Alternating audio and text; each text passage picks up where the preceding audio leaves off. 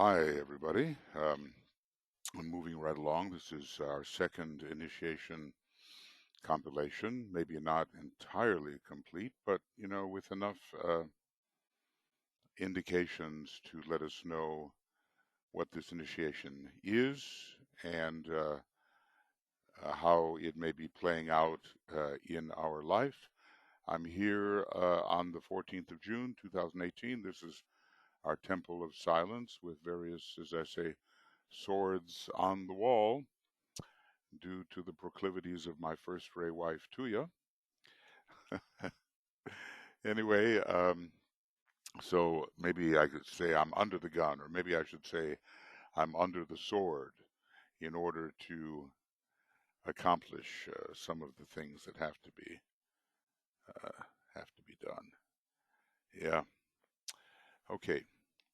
So we had reached item number 6. There's probably 32 pages of this, and we've done 4 pages, and then there are other references as well. And our job is to piece all this together into a coherent, unified relationship so that, in a way, the action of Mercury becomes the realization of Jupiter. Jupiter gives us that wholeness of vision, which can occur after Mercury brings all things into proper relation, as would be seen on the Buddhic plane under the influence of pure reason, with which Mercury is much associated. So here we are. This next reference is from Discipleship in the New Age, Volume 2, page 66 and 67. The astral turmoil of the world influences the disciple, preparing for the second initiation. Well, we have some very nice planets. Unless you really look at them physically, they're beautiful, but, conditions exist on them that would not be suitable for the physical vehicle of a man, a human being. So, and they are Venus and Jupiter and Neptune. He talks about that in 2 different places, the connections of these planets. But also, there's a lot of Mars in this initiation and the overcoming of it. There's a lot of Pluto cleansing the astral body. There's a lot of Vulcan beginning to bring in the will to control the astral body. And so, with all these energy streams, there's and also pouring into the astral body of humanity, there's going to be a lot of turmoil, and we're certainly witnessing that now. And that turmoil is part of the general glamorous situation in which we are living presently, and aided and abetted by some who are deeply immersed in glamour and yet have positions of power. We have to find our way into the calmer, safer, more tranquil waters, influenced by the power of love under the second ray, not only the 6th ray. The glamour induced upon the astral plane as the result of the 3 intermingling and inflowing streams of energy. Well, there are, there's a 3ness in Venus, Jupiter, and Neptune, but I think he may be talking about other things here as well. The energies set in motion by the uprising cry, or shall we call it an inchoate invocation of humanity itself, which inevitably shapes and molds astral substance. We have our wishes. We prefer that things would be better and in different form, wishes and aspirations, hopefully for better compliance of life to our desires, and oftentimes they're low desires, but the desire forms do take shape upon the astral plane according to the uprising cry. And notice the word cry, it's oftentimes associated with tears and with the solar plexus, and hence with the Piscean civilization. Pisces rules tears and the tear glands and ducts. So many people are unhappy, and justifiably so, because the needs for a reasonable life are not being met. And then the new inflowing spiritual energies, which the planetary logos is,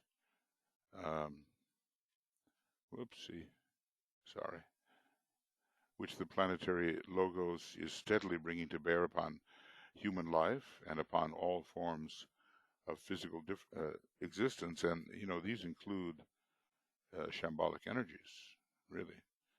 So, shambhalic energies are included here. And we saw a little bit earlier that diagram of the three past, present, and future relations between Shambhala hierarchy and humanity.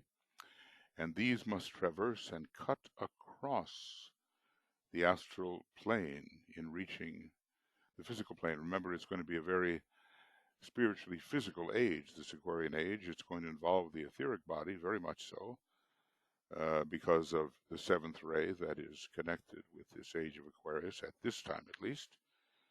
And once you involve the physical, the etheric plane, you're dealing with precipitation onto the physical plane. So, we're going to have an age in which much of value hopefully precipitates physically, and that will include many fifth ray precipitations involving what science can bring us of more advanced possibilities, which will bring in the age of leisure and self-cultivation, we are told. And the retreating forces of evil, which are endeavoring to make a last desperate stand upon the astral plane. I'd say right now, this year is 2018, we're in the middle of such a last and desperate stand, and the glamour producing tendencies of relatively personal and undeveloped human beings are being stimulated, and that's affecting the way nations operate within themselves and in relation to each other. It's not very intelligent, it's not very spiritual, it's very selfish. So what do we have here? The humanity's cry uprising, asking for a better compliance to their wishes and desires, and the new inflowing spiritual energies, which are from Aquarius and of Shambhala, and also of the nature of hierarchy and the soul of the planet, basically, and the retreating forces of evil, which are, but notice that word, retreating. And they seem to be retreating with the sixth ray. The number 6 is a very Martian number to a certain extent, and the 666 represents the three lower elemental vehicles and their tendencies. And so to associate evil with the 666 and with Mars is a reasonable association. The power of Mars, we are told, ever since, was it 1946, has been has reached its high point of the ability to cause trouble and friction, and it's subsiding. But in the larger planetary scale, these subsidences take a while, and we're still very much in this period of the outgoing sixth ray and Piscean energies, and pretty much during the 21st century, they will be retreating. And right now they're hoping for some kind of impact, because humanity is very vulnerable at this time. So the retreating force of evil, these are the three. These three types of force, when brought into relation with each other, are producing an unparalleled vortex of energy. It's not easy to live now. It's filled with opportunity, of course, but it's emotionally stressful. So many more people are committing suicide now. The statistics are up. They see no hope. The ageless wisdom could save their lives if they could see and understand and reason and believe, but it's not reaching them the way it could and should. So those of us who adhere to the value of the ageless wisdom have a big job to do in educating humanity. It's a big educational propaganda work, propagate the ideas associated with the ageless wisdom. So an unparalleled vortex of force of which all disciples are necessarily aware, particularly those, and they are a large number, I suppose in the hundreds of thousands, who are preparing for the second initiation, the control of the astral body, or at least a degree, a reasonable degree of control. Now, exactly what that is, maybe the masters can measure, but the astral body cannot run the show, you know. All disciples working among their fellow men are brought into contact with this astral whirlpool, and we have to keep knowledgeable about it, but not swept, disidentified from it, not swept off our feet by all the stuff that tends to come at us and which we ourselves may be generating, unfortunately, through unconquered areas of our astral reactivity. But when we find ourselves really being reactive, we will know that there is a problem, and we have to bring the astral reactions into the proper degree of tranquility. I wish I could remember what page in the Rays and Initiations. You know, I go on hunts here, and please forgive me as I do this, but the Alice Bailey books, and it's the Rays and Initiations, and there is a page where we talk about the of the personality and conquer. Maybe the word is not conquer, and it's not subdue the ancient authority. That's it. Ancient authority. That's it. And the page here is page 685 and 686. And this is a wonderful section, and it shows the different kinds of freedom which are progressively relating to the initiate's experience. And of course, I did this particular book, the last part of it, as a video, and I reached a section where I discussed this. And but here for the second degree, the baptism, freedom from the control of the emotional nature and the selfish sensitivity of the lower self. And then when we reach the third degree, freedom from the ancient authority of the threefold personality, marking a climaxing moment in the history of all initiates actually becoming the initiate. So try to remember these pages. They're very important. You know, that's part of being able to access the information you need to have these things in your mind. Page numbers. You know, I once had a conversation with a guy where all we did was exchange page numbers, but we knew what we were talking about, I think. So 685 and 686. Okay.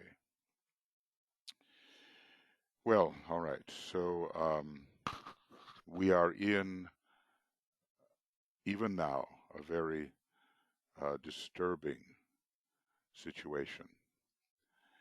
And can we remain uncontaminated by it? Can we avoid being swept by glamour and thereby rendered far less useful than otherwise might be the case? I'm remembering that as DK was forming his groups of 9, it's the group regarding glamour, the observers of reality and so forth, that had maybe the most difficulty, and which confronted situations where they were very vulnerable. So many of them had and required the sixth ray, and he did have some stabilizing influences in there, but this group fell prey to these forces. Eventually, you know, he had to discontinue this experiment with the groups of 9 and move on to a group of 24 in 1939 and 1940, the new reorganized seed group. Now here's some information, also from Dyna 2. He's talking about the different points in the solar plexus, and they are related to the second initiation, and the higher point has to be activated here. The lower point is more Martian, and the higher point is more Neptunian and uplifting. The relation between the 2 points within the solar plexus itself, these are symbolic also of personality-soul relationships. So in this case, well, we do know that every vehicle, maybe except the etheric vehicle, in the personality, including the entire personality vehicle, is ruled by Mars, and maybe Neptune has a lot to do with the uplifting soul. So does Jupiter, so does Mercury, so does Venus. There are ways to take the various planets and apply them either to the lower or higher aspects of our nature. One point is awakened, that's the lower point, right? As to the lower life of man, it rules lower desire or maybe horizontal desire. It's Martian. And the other point is awakening, as in the case of the aspirant. So think of Neptune and the 6th ray. There is this aspiring, uplifting possibility. You know, Neptune leads often a pretty vertical life. It doesn't have roots. It rules rootlessness, but it does rise, or it induces the rising. The other point is awakening, you know. Excuse me if I look half light and half dark. Maybe that's the case with most of us. Anyway, the sun is pouring in from one angle, and I can't get enough light on the other side to make me look quite human here. The other point is awakening, as is the case of the aspirant, or is totally awakened, as is the case of the pledged disciple prior to the second initiation. So, what does it say? We have to be a pledged, okay, well, I pledged disciple prior to the second initiation. We can even be a pledged initiate. There's that category as well. We can be an accepted disciple and still be what he calls accepted and pledged.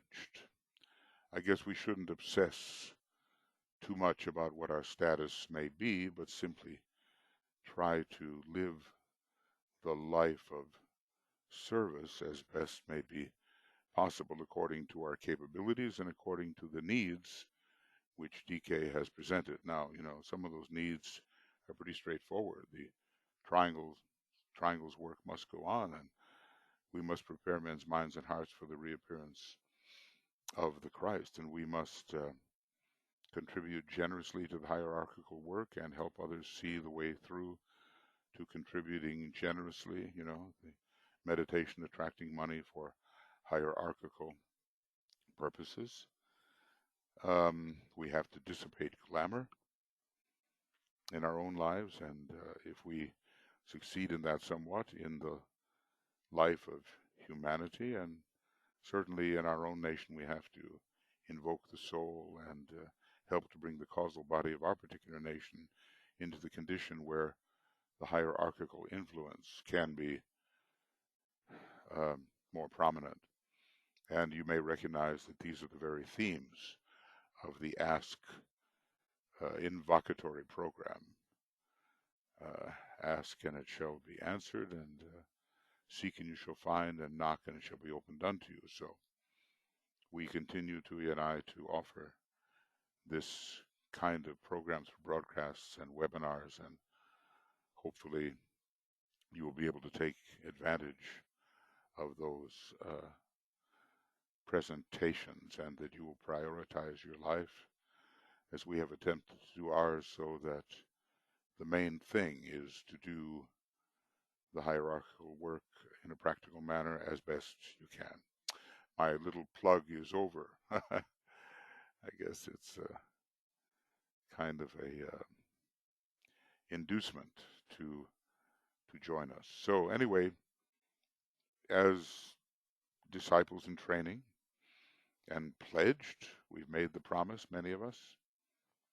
Uh, both of those centers, however anatomically they may be located, that may come later, vortices of energy, are awakened, totally awakened if we are the pledged disciples. So let's make sure that we make our promise. It's pretty hard to think about being an accepted disciple unless we have made the pledge, becoming accepting disciples, and then pledged disciples, and then accepted disciples.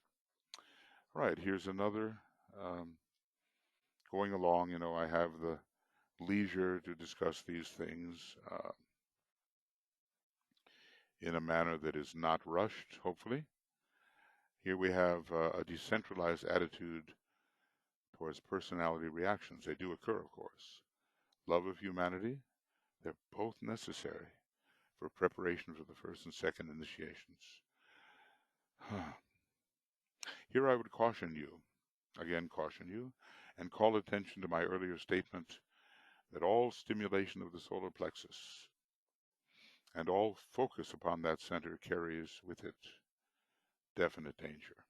Well, we see it happening all the time, and people are just swept away by those currents, and they don't realize that they are being overcome by glamour, by untruth, by the veiling of reality. So if we concentrate on the solar plexus center, usually when he has us include the solar plexus center, there are other centers involved. We're not just trying to stimulate our psychic capacity, because it's going to open up at first into lower psychism, and we may not be able to handle it. We'll be thrown back into the type of consciousness of Atlantean days, and we don't want that. We're on our way to the fulfillment of Aryan soul consciousness. So solar plexus and all focus upon that center carries with it certain danger, and disciples are enjoined to exercise wise control over the emotional nature. If we were to, this is one page, okay, but suppose we're going to look over here at treatise on white magic, and this time I think I know the page number. It's 423, and hopefully I'm correct, or correct enough. Oh, no, it's 4. I'm not correct. It's 473. And control the body of emotion,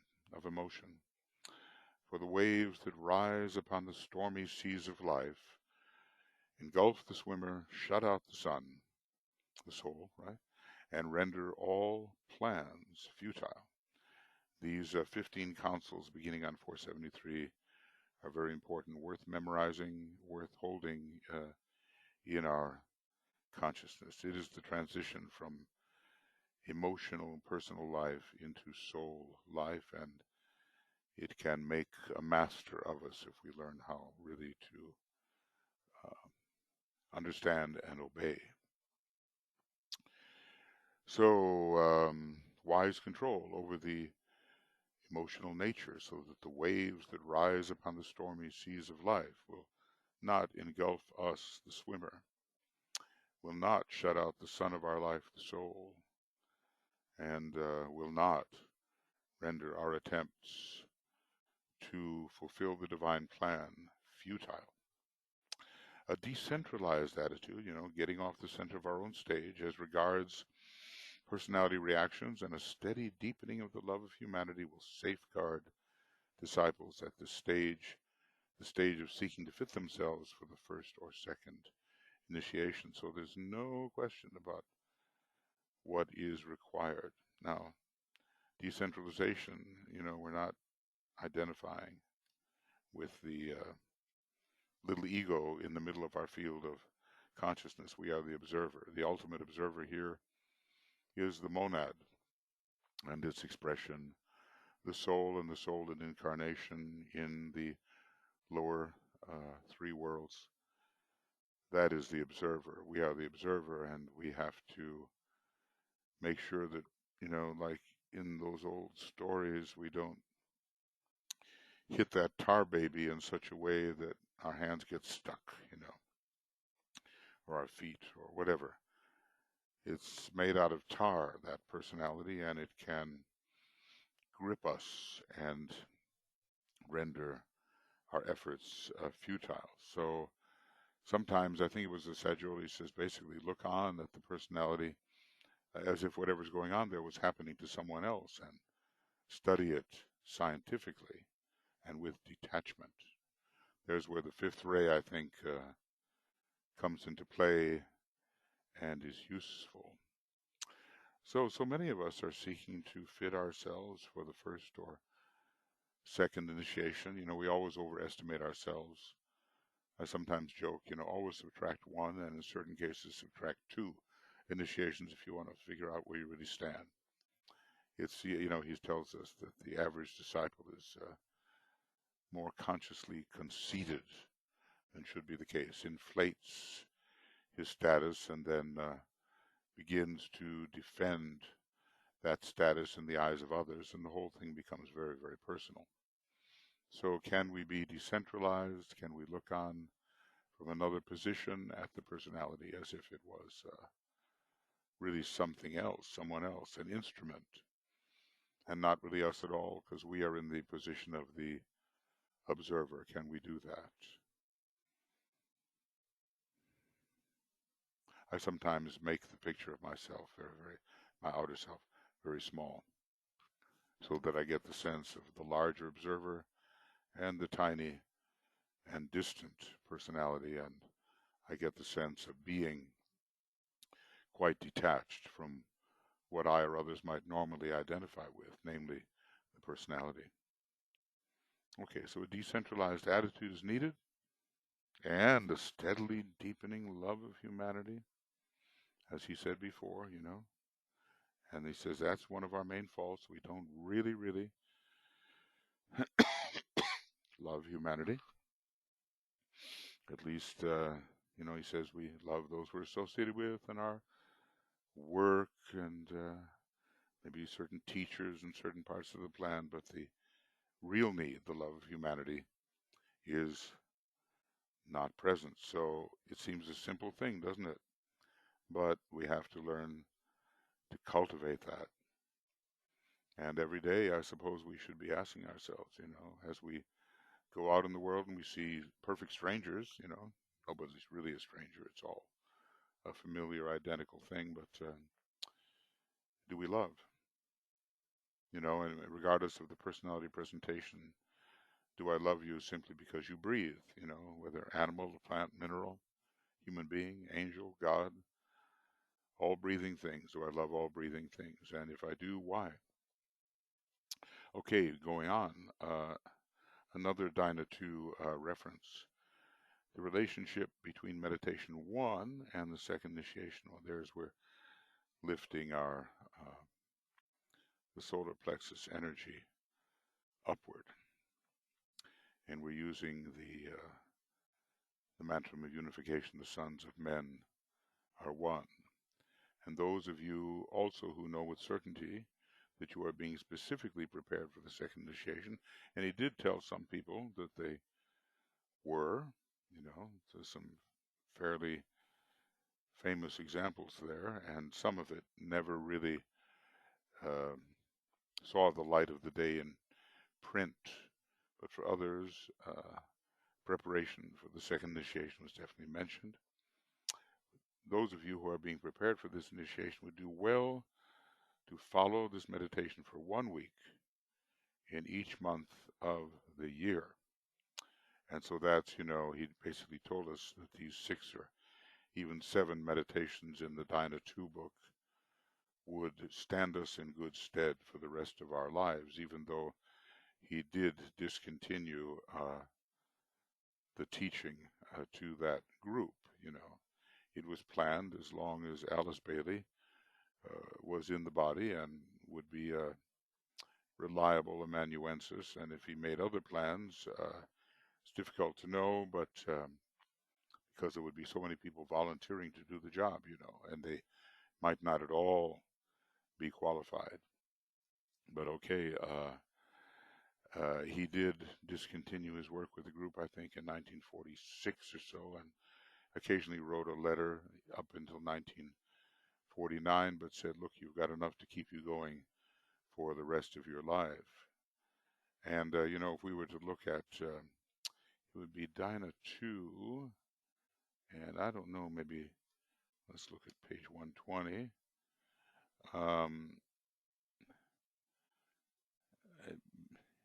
Okay, so stage 1 is before this, and it starts, where does it start? There are several meditations here. This is the stage 1, and it's coming in on page 116. So this is the first meditation, and then he pretty well retains it and has you go through it quickly as he gives you stage 2 of the meditation. It ends here with the mantra of unification, and then he moves on to stage 2. And if I can see it, there it is on page 123. So page 116 and 123 are the places where these meditations are given, and he's telling, if you want to prepare for the second initiation, use meditation number 1, and I suppose meditation number 2 is useful, or stage 2 of this meditation is useful, and he brings in the color of the soul and different chakras connected. Stage 2 is much more complex and complete, ending on page 125. So look those up and spend a little time with them, because they are useful for all of us. And in the Moria Federation work, we do have these meditations for the benefit of the students. All right, so now the next is from about the illumined mind and spiritual intelligence. Right away, that signals the second initiation. It's the sign that man is ready for the second initiation. The spiritual instinct is related to the first initiation, and the illumined mind and spiritual intelligence to the second, and then intuitive instinct is related to the third degree. Obviously, we're at the third degree, we're interested in preparing for release onto the Buddhic plane. It happens at the fourth degree, but we have Antakarana pretty well built up to the monastic permanent atom, and higher mind is becoming intuition. Higher manas is becoming buddhi, and that is preparation for the fourth degree. So there's a lot of information and understanding that comes in that period following the third degree. So initiation is never taken unless the intuition is becoming active. Now, okay, even at the first degree, the monad makes its contact with the soul, even though the brain of the man doesn't recognize this. And we have to realize that the monad is an intuitive placement. It's on the second subplane of the cosmic physical plane, and that number 2 is related to intuition. So the intuition is becoming increasingly active, certainly at the second degree, when the sign Sagittarius, one of the intuitive signs, becomes very important with its ruler Jupiter. Spiritual instinct, the lowest aspect of the intuition, that's interesting, indicates readiness for the first initiation. An illumined mind and spiritual intelligence are the definite sign that a man can take the second initiation, whilst spiritual perception or intuitive instinct signifies preparedness for the transfiguration the third initiation. So this is really one of the important references.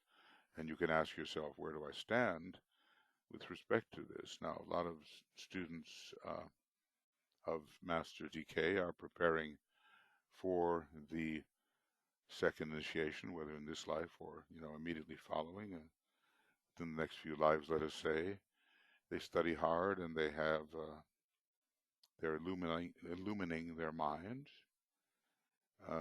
through Venus and especially, and Mercury to a degree, and spiritual intelligence. They begin to see the correlations in the spiritual worlds, and the throat center is becoming active, importantly active. There's a lot of transference from sacral center to the throat at the first degree and also at the second degree, and later some kind of point of view that involves being able to receive or center within the causal body will give us spiritual perception. And we begin to reach towards the true intuition, which will be more fully unfolded at the third degree. And the monad itself is a source of great intuition. And there's a more direct connection at the fourth degree with the monad. It's unimpeded, and the causal body is not in the way, which is interesting because we strive towards the use of the causal body and its various high qualities, but still they are transpersonal. They're worked up from below, and they're not part of the planetary logos's perception within the spiritual triad. All right, now what do we have next? We're talking about presenting groups to the one initiator. This is still Discipleship in the New Age, and page 336. We hope, we, the masters, right, hope during the next 500 years. So this is written in the 30s of 1930s and so forth. So that takes us all the way to 2430, 2450, whatever. Takes us into the 25th century to present several such groups to the one initiator. We're talking about group initiation here, not just the presentation of the disciples one by one. We're told if the time-space schedule of the planetary logos is to be fulfilled, then the group initiation is a must. And so he tries to begin to teach us about this. All who are in these groups have taken the first initiation. Now, DK is talking perhaps about his own little group, and there was only, well, one of his groups, at least the one associated with Alice Bailey, who knows what others there may have been.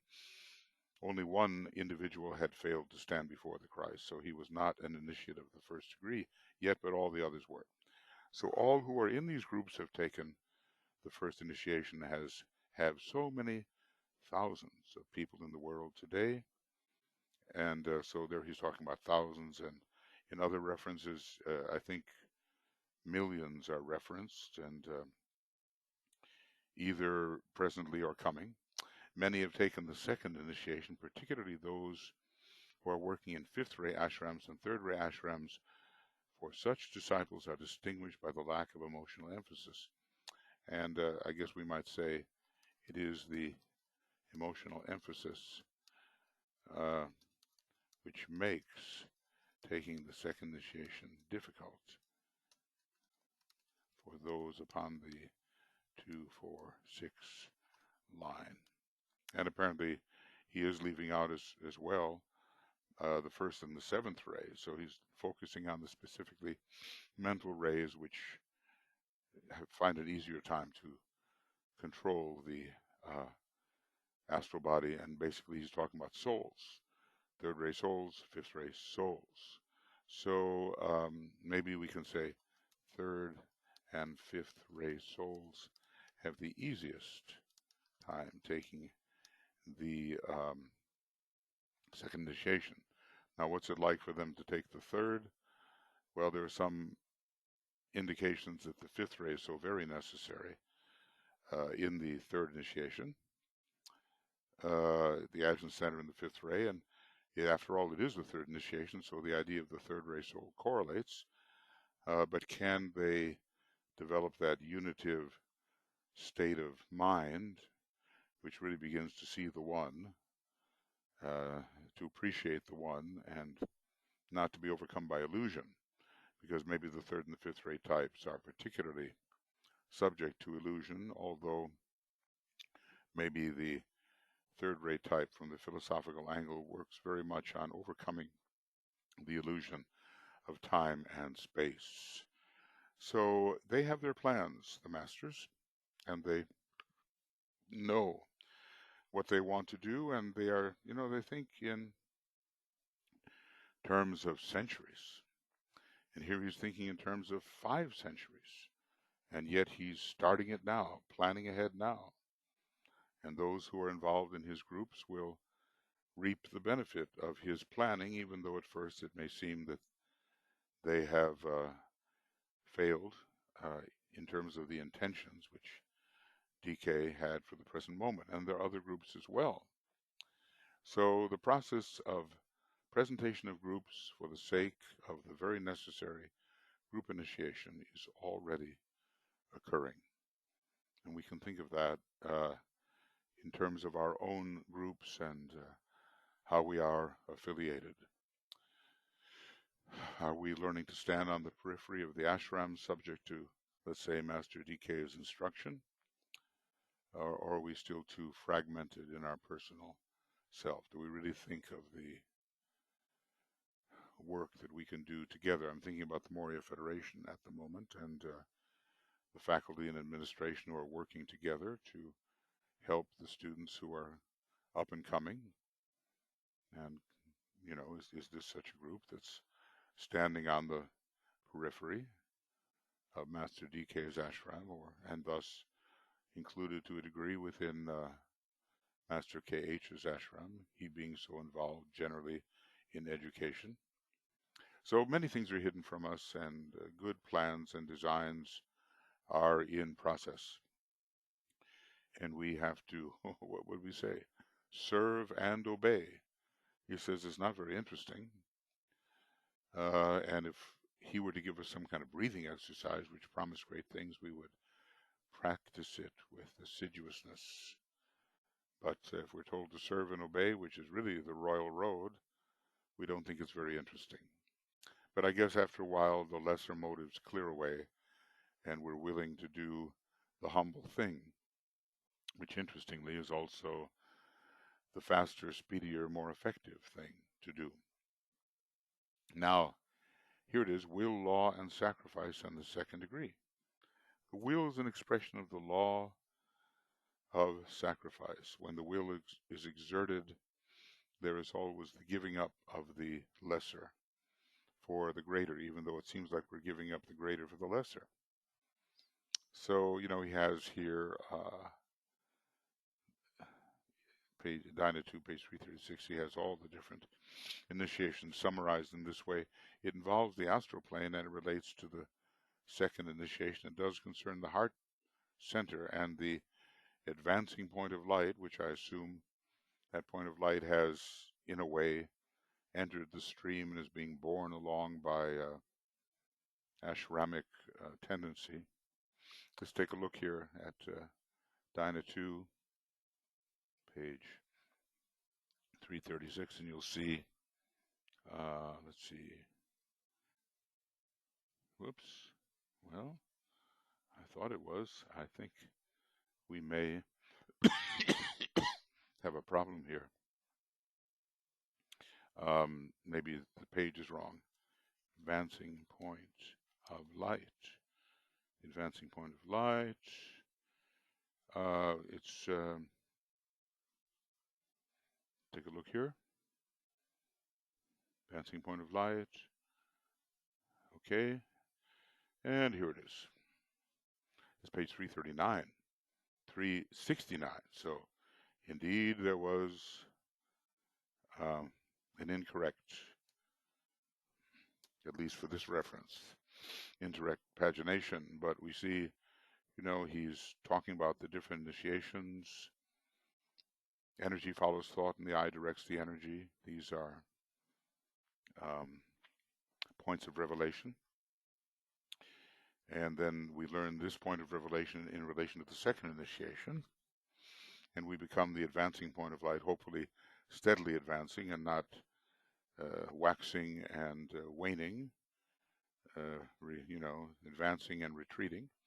And then the monad is to the planetary logos what the third eye is to man. All of these points of revelation involving the different levels of the cosmic physical plane.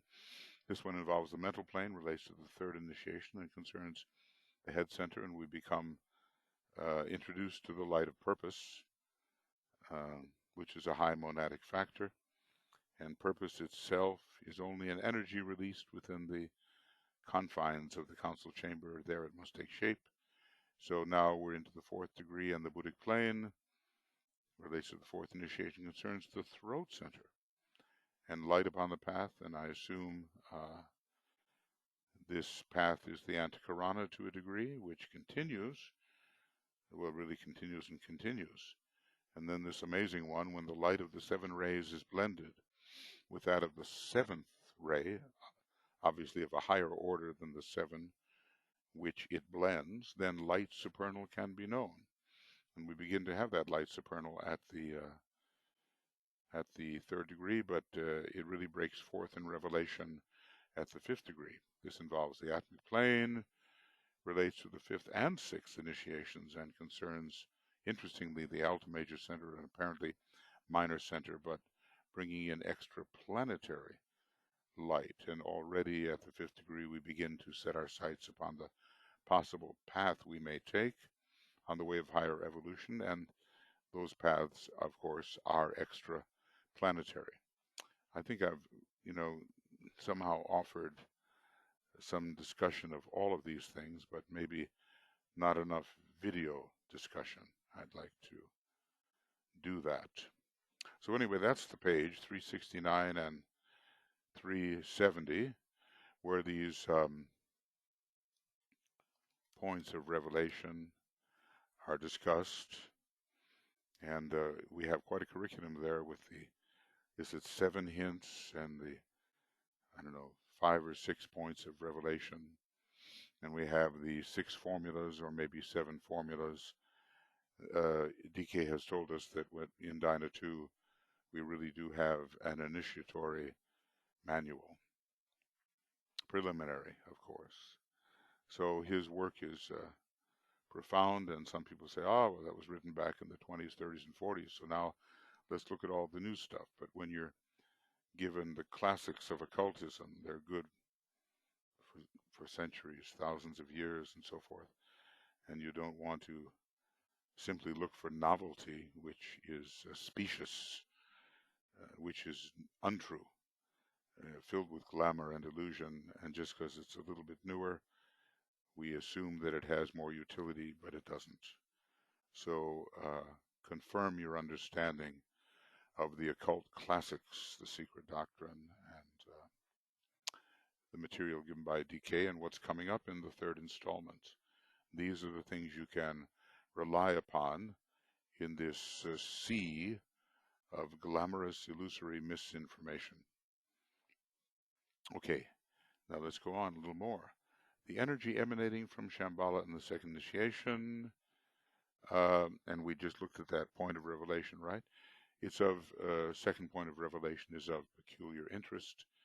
It concerns the first contact of the initiated disciple, probationarily initiated, with the energy emanating from Shambhala and transmitted to him via the master of the ashram with which he is at any time associated. So even at the period of the 2nd degree, we already have shambhalic energy entering, we have the will entering, we have identification entering, we have some interest in and knowledge of Sanat Kumara entering. It may be much more confirmed with monadic contact at the 3rd degree, but even at the 2nd, it's already building. He has not yet reached the stage wherein direct contact is permitted with Shambhala, certainly, and even with the monad, the contact with the monad is, in a sense, contact with Shambhala, but still needs the ashramic protection which the master provides. It's a bit like a causal body, isn't it? The ashram is a protective mechanism, and only at a certain stage are we free of that protective ashram and maybe free as a master to form our own ashram, unless we're on the scientific lines. I think fourth degree individuals in those ashrams, 3 and 5, can form their own ashram on the higher mental plane. At the indicated second initiation, he receives a quality of stimulation which enables him to see the astral plane as it essentially is. Now, what will this mean? Think of it. This will mean the overcoming to a great extent of glamour, because we don't see it as it is, and we glorify it, and we think a great extent. That, I mean, I think that's the way you spell that word. Okay, of glamour. And with this revelation comes also the recognition of the basic necessity to make it holy, not a fragmented, divisive area, but to harmonize it, unify it, to render whole that which provides the most disturbing, Martian element in the existence of mankind. When you see a word like disturbing, it's whoopsie. Well, let's just see here. So, right. When we, as I say, when we see the word disturbing, we think of Mars. And it is the non-sacred planet, and it's certainly ruling the astral body and the physical body, dense physical body, and the lower mind and the personality as a whole. Notice that the higher mind is left out of it, and notice that the etheric body, which is responsive to the higher mental plane, is left out of the rulership of Mars. So these are things that can happen. Clear sight, Venus will give that to us. Jupiter also is a planet of vision. Neptune is a planet of confused vision, but later it becomes a planet of pure reason. So we do, again, see intuitively things as they are. So we have to lift the veil and not be misled by the usual condition of the astral plane. So really the second initiation, really, as I said, with its 6 and 2 nature, has contact with the monad, with its 2 and 6 nature, but not so much conscious contact or conscious contact with Shambhala. The ashram is still protecting, just the way the causal body protects. The causal body protects from direct contact with the monad, which happens at the 4th degree, and maybe at the 4th degree or a little beyond, one can move out of the protective influence of the ashram in which one has been raised, so to speak, spiritually raised, and form his own ashram. There's so much here. We just have to steep ourselves in it and let the relationships between things adjust themselves properly and begin to see the divine pattern in the lower worlds as best we can. It exists in the higher worlds, and the question is, can we see it in the lower worlds? That takes some doing and some meditative contact with the true sources in the higher worlds. Will and initiations. We continue in Dhyana 2, the use of the will aspect in making holy or setting apart is active not only at the second initiation, but in all of them, and in a peculiar sense at the 6th initiation of decision. Well, the 2 and the 6 are very related, and we're told we don't really even have sort of not just mental focus, but mental polarization until midway between the 2nd and 3rd initiation. And he discusses that when he's discussing the 6th initiation. So always watch out for numerical affinity. The will reveal the divine pattern, the divine purpose. and we have to set the different areas apart so they can truly respond to the archetype and not just be involved in the confusing mixture of energies which make it impossible really to serve the divine plan. The will is separative, it's unitive and separative, and it extracts from sort of a messy, confusing situation that which has to be specifically concentrated upon in order to raise its quality.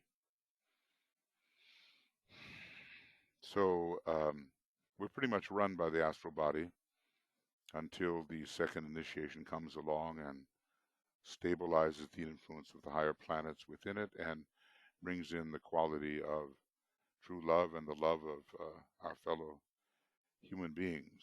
So all of the turmoil of the astral body is brought into a condition of greater stability when we take the second degree. Now, right before the second degree, there's all kinds of terrible emotional tests and extremely exaggerated emotions, as DK tells one of his disciples, ISGL, who is scheduled to take that initiation. Didn't, but he was scheduled to. He says, well, your reactions are, he didn't say over the top, but you know what I mean. They were extreme. And it was because he was dealing with the emotions that appear with intensity before the taking of the second initiation, before the tranquilizing of the astral body comes about, so that one can truly think in the light of the soul. So often we have emotions getting in the way of true thinking, you know, the waves that rise upon the stormy seas of life and so forth. So we just have to learn a phrase which has been associated with the Christ, calmness, forever unperturbed. Now, as a fourth-rate type myself, I shouldn't be talking about that because I don't think I've ever achieved that. But, you know, we have to find a way to allow the higher mind and the intuition to speak, because the calmness of the astral body is perpetually present, not just on good days. Okay. Well, okay. So there's more here, but I think that this will be the time to, let's just say this is the end of second initiation, compilation, program 2, and it's still the 14th of June. I don't know how long I'll be able to go on with this, but we'll see. And this is the beginning of second initiation compilation, program number 3. And I don't know the date at which this will occur. It depends on other more mundane demands, but it's so good to be able to somehow